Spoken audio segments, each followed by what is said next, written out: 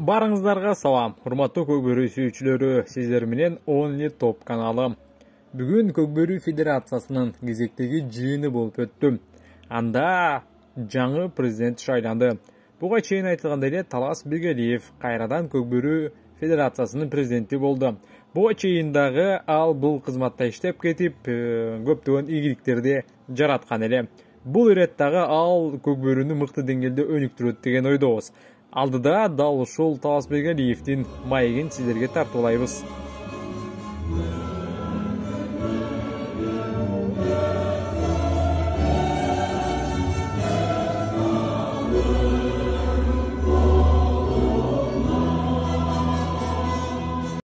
Талас байке куттуктайбыз.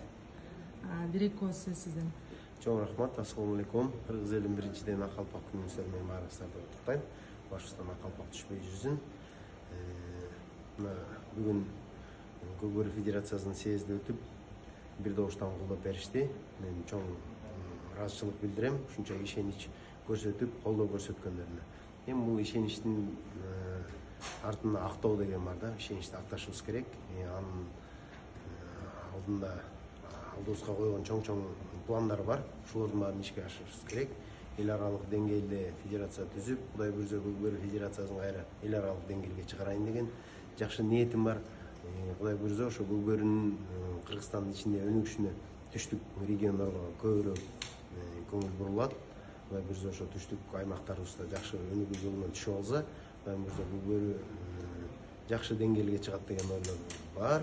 Пландарыбыз жакшы, Кудай буйрса баарын ишке ашырабыз да иштейбиз. Рахмат.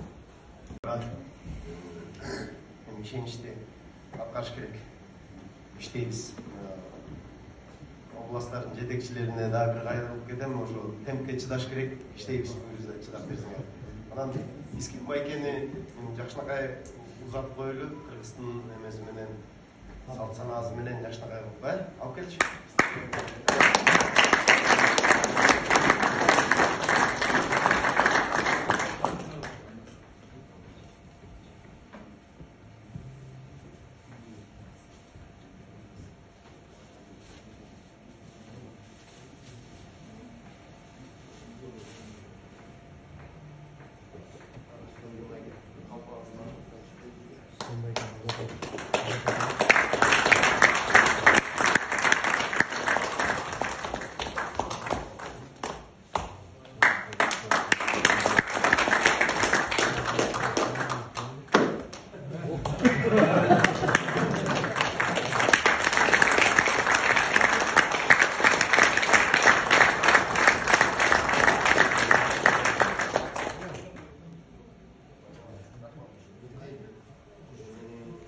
Кызматыңызга чоң рахмат деп айтып атам Искин байкеге.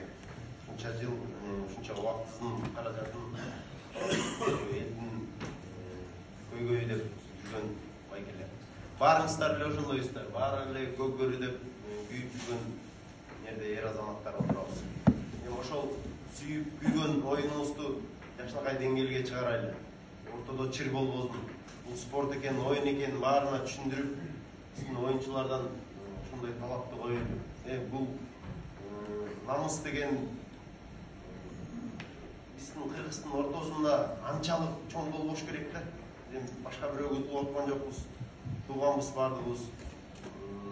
Мына региондордун арасын достоштурайлы деп аракет кылып атабыз. Достук оюндарын көп өткүзөлү, ошого аракет кылайлы.